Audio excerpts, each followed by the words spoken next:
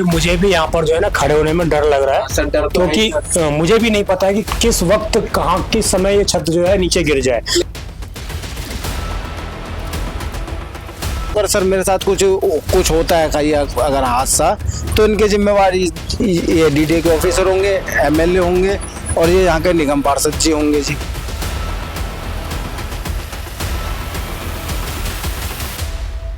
हमारे देश में ये कहा जाता है कि भ्रष्टाचार ने हमारे देश को अंदरूनी रूप से खोखला कर दिया है, तो उसकी एक वानगी इन तस्वीरों के माध्यम से नजर आती है। आप जहां भी कैमरा देखेंगे आपको सिर्फ और सिर्फ भ्रष्टाचार की एक बड़ी दीवार दिखाई देगी, जो कहीं ना कहीं डीडीए के द्वारा यहाँ पर बनाए हुए फ्लैट है, जिनमें भ्रष्टाचार इस कदर फैला हुआ है कि आज छतों के ऊपर पेड़ उगे हुए हैं। और ये इसलिए उगे हुए हैं क्योंकि इनकी मेंटेनेंस डीडीए के माध्यम से, किसी भी डिपार्टमेंट के माध्यम से पिछले 10-20 साल से नहीं की गई है। जब से ये फ्लैट बने हैं उसके बाद इन फ्लैटों की हालात स्थिति उन्हीं के ऊपर छोड़ दिए गए जो लोग इसमें रह रहे हैं। वास्तव में जो ये सारी चीजें हैं ये डीडीए को करनी थी, उनके इंजीनियर को करनी थी या एमसीडी को करनी थी, इनके साफ सफाई की व्यवस्था। अब मैं कहूँगा जरा कैमरा उधर करके दिखाएं आपको, और जहां भी आप देखेंगे नजर दोहराएंगे आपको जमीन से ज्यादा आसमान के ऊपर पेड़ दिखाई देंगे। और लगभग सभी फ्लैटों की यही हालात है। अगर इनकी मेंटेनेंस की जा रही होती तो ये स्थिति यहाँ पर नहीं होती। ये फ्लैट कोई 150 साल 200 साल या 250 साल पहले नहीं बने हुए, ये फ्लैट महज और महज 20 साल पहले बने हुए, जिसकी स्थिति इस वक्त ये हो गई है। और ये जो मेरे हाथ में आज डॉक्यूमेंट कुछ कागजात देख रहे होंगे, इन कागजातों के माध्यम से आज कुछ व्यक्ति हमारे साथ जुड़े हैं। हमने लास्ट में आपको 2 सीरीज दिखाई थी जिसमें हमने दिखाने का आपको प्रयास किया था कि किस प्रकार जो है डीडीए के फ्लैटों में कितनी बड़ी मात्रा में गंदगी फैली हुई है, अव्यवस्था फैली हुई है और बड़े स्तर पर कहीं ना कहीं भ्रष्टाचार भी फैला हुआ है। तो आज उन भ्रष्टाचारों की सबूत हमारे पास मौजूद हैं, जो पिछले 10-15 सालों से लगातार डीडीए के अधिकारियों को कंप्लेन कर रहे हैं कि डीडीए के अधिकारियों ने नाजायज तरीके से इन फ्लैटों को बेचा और जिन फ्लैटों को अलॉट नहीं किए गए उनमें अवैध रूप से लोग रह रहे हैं और उनसे किराया वसूली भी डीडीए के कुछ अधिकारियों के द्वारा की जा रही है और पूर्व के अधिकारियों पर कई बड़े आरोप हैं। तो सारे डॉक्यूमेंट आज मेरे पास मौजूद है और इन सारे डॉक्यूमेंटों को इकट्ठा करने वाले जो शख्स हैं वो भी मेरे साथ मौजूद हैं। इसके अलावा मैं कहूँगा कि जहाँ तक आपको कैमरा दिखाई देगा सिर्फ और सिर्फ दोनों तरफ आपको गंदगी ही गंदगी नजर आएगी। यहाँ पर एक बात ये साफ कर देना चाहता हूँ मैं कि ये गंदगियों की जिम्मेदार जितने यहाँ के लोग हैं उतने ही यहाँ का शासन प्रशासन भी है, एमसीडी भी है और डीडीए भी है, क्योंकि ये सारी एजेंसियां मिलकर ये चीजें चला रही हैं। हमने आपको पहले फ्लैट की स्थिति दिखाई थी कि किस प्रकार फ्लैट में किस तरह लोगों का जनजीवन व्यस्त हो रहा है, किस तरह लोग रह रहे हैं और कितनी बुरी व्यवस्था बनी हुई है। जहां भी आपकी नजर जाएगी सिर्फ और सिर्फ आपको फ्लैट टूटे हुए दिखाई देंगे। मैं कहूँगा जरा इधर लेकर कैमरा लेकर आए, आप देखेंगे उधर, वहां पर आप देखिए, मैं कहूँगा उधर जरा कैमरा जूम आउट करके दिखाएं। वहां पर अगर ये पेड़, इस पेड़ की जो है स्थिति होनी चाहिए थी जमीन पर, लेकिन ये पेड़ आसमान में किसी के घर के छत के ऊपर उगा हुआ है। क्यों? क्योंकि यहाँ पर कोई देखरेख करने वाला, मेंटेनेंस करने वाला नहीं है। अब ये जो मेरे हाथ में कागजात है इनके बिहाफ पे मैं क्या बड़े आरोप जो है यहाँ पर जो व्यक्ति मौजूद है वो लगाने जा रहे हैं, उनसे जानते हैं कि किस किस चीजें की ये कंप्लेन है। ये जो डॉक्यूमेंट के आधार पर, किस आधार पर आप जितने बड़े आरोप लगा रहे हैं कि डीडीए वालों ने जो भ्रष्टाचार किया, किस तरह किया है, इन डॉक्यूमेंट के हिसाब से हमारे दर्शकों को आप समझाइए। उसका मैं बता सकता हूँ। क्या नाम हुआ आपका? मेरा नाम है योगेश कुमार। ये सर डीडीए का जो मतलब अधिकारी है उनका नाम है, एक तो अवस्थी जी थे, एक रमेश चंडेल जी थे और मनोज यादव और चैन सिंह जी जो इनके जे हुआ करते थे। हाँ, चैन सिंह है उनके ऊपर, किस तरह उन्होंने ये है जी, उन्होंने कुछ फ्लैट जो यहाँ करके जो अलाउटेड नहीं थे उनको बेच करके यहाँ का जो RWA का नेता था ओम प्रकाश यादव, उनके साथ मिल करके इन्होंने यहाँ पे सेल आउट वो करे हैं, बेच दिए गए हैं या फिर उनका किराया खा रहे हैं। आज से 20 साल से किराया खा रहे हैं वो, और या 20 साल से बेच करके पैसा डीडीए के पास नहीं जा रहा है, डीडीए के अधिकारियों के पास जा रहा है। वो अधिकारियों ने खाया और जो इनके वो थे जो यहाँ का नेता RWA का नेता ओम प्रकाश यादव, उसके सर मेरे पास प्रूफ भी दूंगा मैं, अगर आपको अगर वो चाहिए तो उसका प्रूफ मैं दिखा देता हूँ आपको। ये रहा। आप कब से ये कंप्लेनें कर रहे हैं? सर ये कंप्लेंट तो सर हम सन 2003 में यहाँ पे आए थे। 3 के बाद से सर 2-3 साल ही यहाँ पे अच्छे से रहे हैं। उसके बाद से ये है सर, वो ये है इस सिर्फ मेरे G3 ब्लॉक के हैं ये कमरे में, ये अलाउटेड है ये नंबर। बाकी के इलीगल तरीके से इन्होंने सेल आउट करे हैं। मतलब ये कितने इनके कमरे होंगे? ये होंगे सर 20-22 कमरे होंगे करीब करीब। 20-22 है। और है कितने कमरे? ये टोटल है इसमें 40 कमरे। मतलब 20-22 कमरे अलाउट हैं और मैं देख रहा हूँ सारे के सारे भरे हुए हैं। सारे के सारे भरे हुए हैं, सारे पे बिक चुके हैं मतलब। और ये बेचने वाला ओम प्रकाश यादव है। उसके मैं प्रूफ भी दिखा दूंगा, कागज भी है लोग बागों के पास बने हुए। अब देखिए सर, जिनने खरीदा उनकी तो कोई गलती है नहीं बेचारों की, उन्होंने तो अपनी मेहनत के पैसों से ही खरीदा। अभी डीडी क्या चाह रही है, ये जो बोल रही है कि इन लोगों को हम दूसरी जगह ट्रांसफर करेंगे, क्यों जाएंगे तो उन लोगों के नाम आएंगे उसमें जो लोग रह रहे हैं? नहीं, ये उनको ही ट्रांसफर कर रहे हैं जो पहले आए थे शुरू में। नहीं, जो यहाँ पे फ्री में रह रहे हैं ना, जिनको मतलब फ्री में या जिन्होंने खरीद लिए हैं या फिर जो किराए पे रह रहे हैं, ये उनको ट्रांसफर करने की बात कर रहे हैं अभी। सारे ही हैं। हम तो सर कंप्लेंट है हर जगह पे हमने वो किया है, अपने निगम पार्षदों को, MLO को, इनको सबको हमने मतलब सूचित किया हुआ है टाइम पे, लेकिन कोई सुनवाई नहीं। मगर कोई सुनवाई नहीं कर रही जी। साफ सफाई की क्या व्यवस्था है, मेंटेनेंस की क्या व्यवस्था है? आपके सामने में, आप खुद अगर आप कैमरे में अगर चेक करा सकते हो तो सर। और बिल्डिंग के पीछे तो बहुत ज्यादा नरक है सर। घरों के अंदर पानी आ जाता है नाली का, और पीने का पानी तो है ही नहीं सर। पीने के पानी के साथ कीचड़, नाली, लैट्रिन, बाथरूम का पानी तक आता है सर घरों। तो लोगों की भी गलती है ना, थोड़ा बहुत साफ सफाई की व्यवस्था उनको भी रखना। सफाई तो तभी करे ना जब आप यहाँ पर मतलब ऑथराइज तरीके से, जो मतलब बिल्डिंग के हिसाब से अगर कमरे अलाउड करे हो, अलाउटेड हो, बंदा तभी तो काम कराएगा ना। तो आपने सबसे बड़ी जो आरोप लगाया अवस्थी जी पर लगाया। अवस्थी जी क्या करते थे? रिटायरमेंट ले लिए जी, अब तो उन्होंने रिटायरमेंट का पैसा खा रहे हैं, अब तो मजे काट रहे हैं वो तो। और जो क्या आरोप है आपके माध्यम से? सर वो ये बेच करके खा गए ना सर फ्लैट। अवैध रूप से उन्होंने अवैध रूप से, हाँ, फ्लैट बेच दिए, जगह तक उन्होंने वो कर दी सर, जगह तक बेच दिए जो डीडी की खाली जमीन थी। हाँ, लेकिन दीवार हटा करके, हाँ, दीवार हटा करके मकान तक उधर पे वो कर दिया उन्होंने जमीन। आपने भ्रष्टाचार की शिकायत की तो क्या सुनवाई हुई है? कुछ नहीं हो रही है सर। मैं तो कम से कम 20 मेरे को हो गया आज 5-6 साल से कंटिन्यू मैं LG पोर्टल पे मैं वो कंप्लेंट लगा रहा हूँ। वो बस कुछ ना कुछ एक्सक्यूज लगा देते हैं उस पे। वो कहते हैं जी हमने तो हैंड ओवर उन्हें कर दिए हैं DD उसको, MCD को।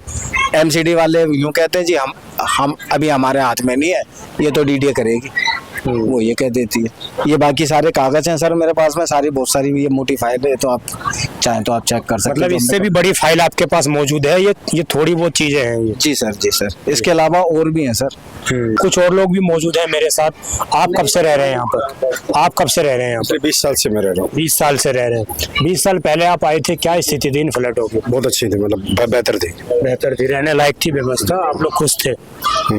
20 साल से कितने बार इसकी मेंटेनेंस की गई है? नहीं, बीच में एक बार हुई थी बस, उसके बाद नहीं हुई। क्यों नहीं हो रही है मेंटेनेंस? क्या लग रहा है कारण आपको? अभी तो DD बता सकता है सर, क्योंकि DD की क्या व्यवस्था थी, लेकिन मेंटेनेंस नहीं हुआ। कॉमन एरिया का भी नहीं हुआ, सीढ़ियाँ, स्टेयर्स, सफाई की व्यवस्था कोई देखने वाला नहीं, कोई व्यवस्था। लोगों को अपने हालात पे छोड़ दिया। हाँ बिल्कुल वैसे ही। और इस तरह भ्रष्टाचार के जो आरोप लग रहे हैं, ये हाँ देखो एविडेंस है उनके पास, आरोप लगा रहे हैं तो कुछ तो तथ्य होगा ही, और कुछ हुआ भी है, ऐसा नहीं कि नहीं हुआ। पर क्या है ना कि DD इन्वॉल्व नहीं था। अगर DD इन्वॉल्व होता ना स्टार्टिंग से, क्योंकि अपार्टमेंट में रहने के लिए क्या होता है, सोसाइटी की जरूरत होती है, RW की होती है, उसके लिए DD ने कोई प्रबंध नहीं किया। ठीक है, लोगों ने अपने हिसाब से बना ली। हाँ, वो कुछ समझदार लोगों ने स्टार्टिंग में बना लिया और उन्होंने फिर उसका मिसयूज किया। जी ठीक है, वही है कि जर्जर हालत स्थिति है, कभी भी बिल्डिंग गिर सकती है। डेंजरस जोन में आज से 5 साल पहले DD डेंजरस जोन में घोषित कर चुका है। फिर भी लोग रह रहे हैं कि हाँ रह रहे हैं, कहाँ जाएंगे? सर, कहाँ जाएंगे? बोल रहे हैं कि दूसरी जगह ट्रांसफर किया जाए। नहीं, कोई ऐसा ऑथराइज तो कुछ हुआ नहीं है, मौखिक बातें हैं। बवाना बोल रहा है, ये मौखिक बातें हैं, ऑथराइज किसी के पास भी कोई लीगल नोटिस अब किसी को दिया नहीं। तो जी आप उधर गेट देख रहे होंगे, उधर देखिए लिखा हुआ है विजय विहार लाल फ्लैट में आपका स्वागत है। ऊपर यह है गेट माननीय विधायक श्री महेंद्र गोयल जी के द्वारा लगवाया गया है। इतना फ्लैट संख्या जो भी चीजें हैं वो लिखनी थी, लेकिन लिखी नहीं गई। चलिए, विधायक जी ने जो है फ्लैट में गेट तो लगवा दिए, लेकिन गेट के नीचे ये चीजें कौन ठीक करवाएगा विधायक जी? महेंद्र गोयल जी से सवाल होना चाहिए कि इन चीज़ों को कौन देख रेख करेगा।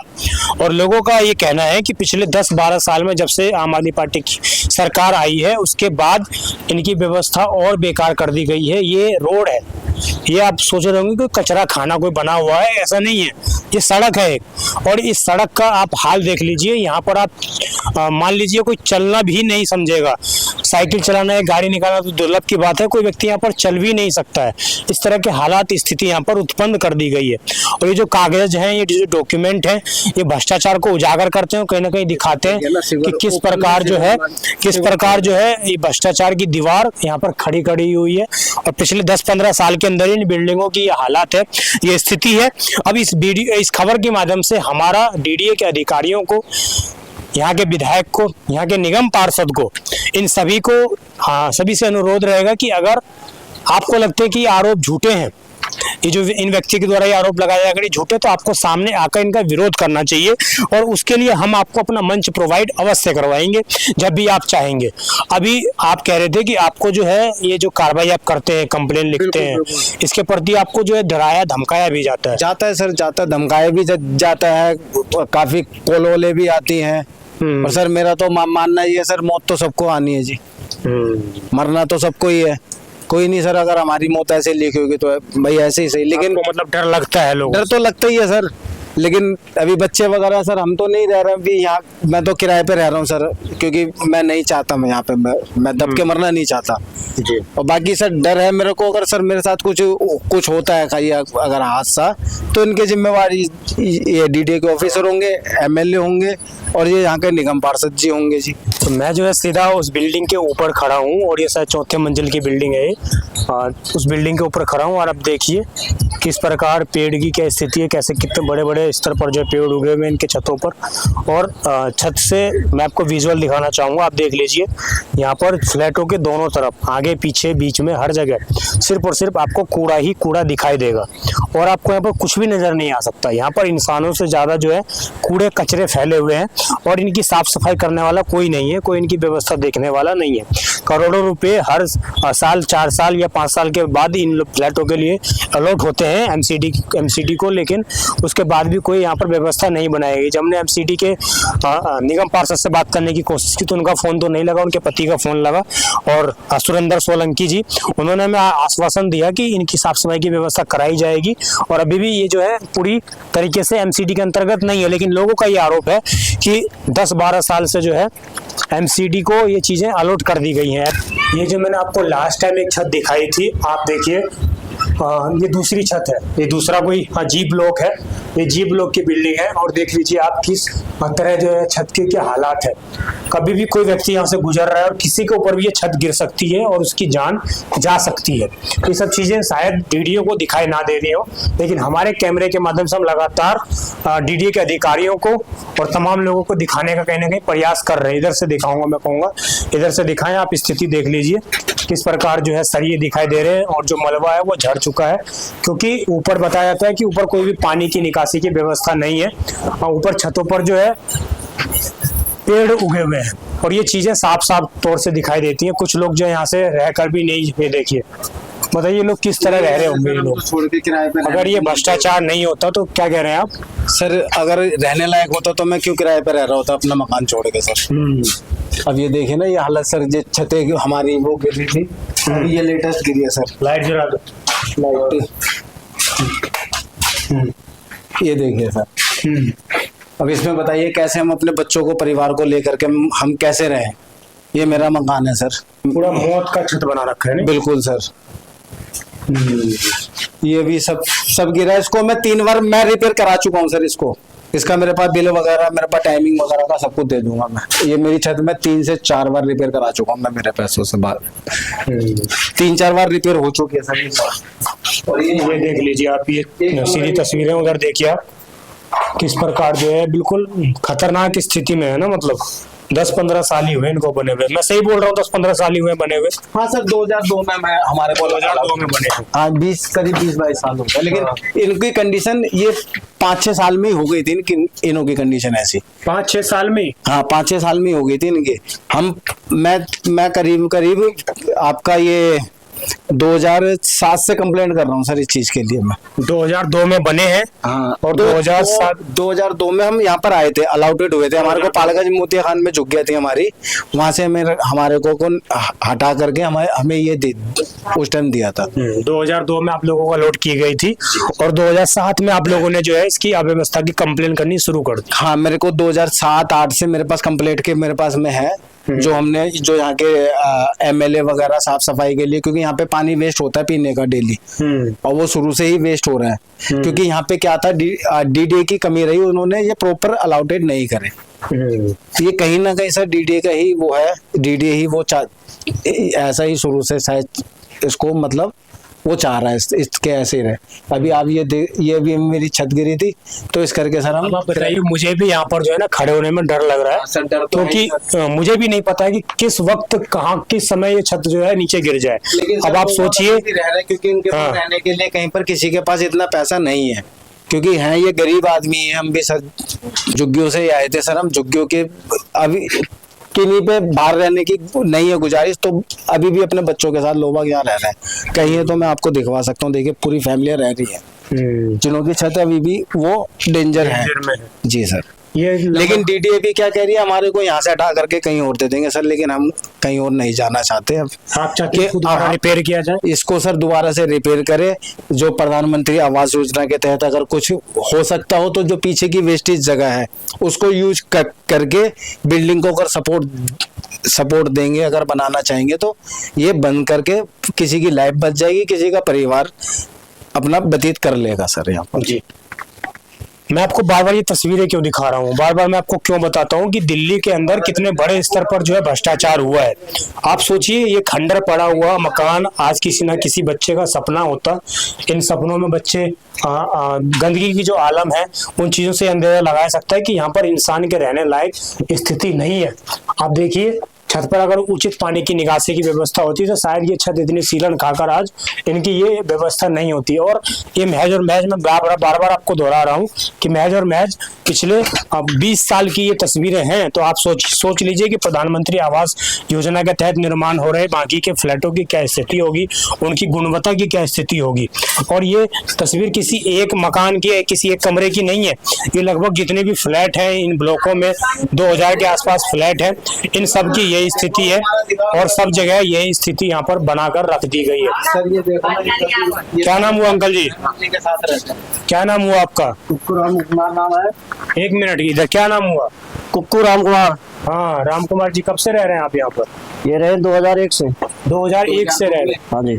2002 में? हाँ, 2002 में आए। हाँ, तो ये कभी आते नहीं डीडीए वाले चेक करने के लिए मकान की क्या स्थिति है?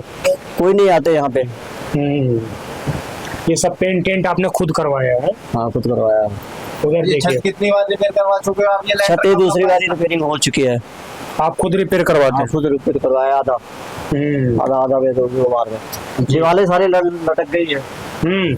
दीवारें सारे लटक गई है? हाँ, दीवारें टूट गई है सारी। डर नहीं लगता आप ऐसे जगह रहते हो तो? अब हमने अपने आप बीम डलवाया ये।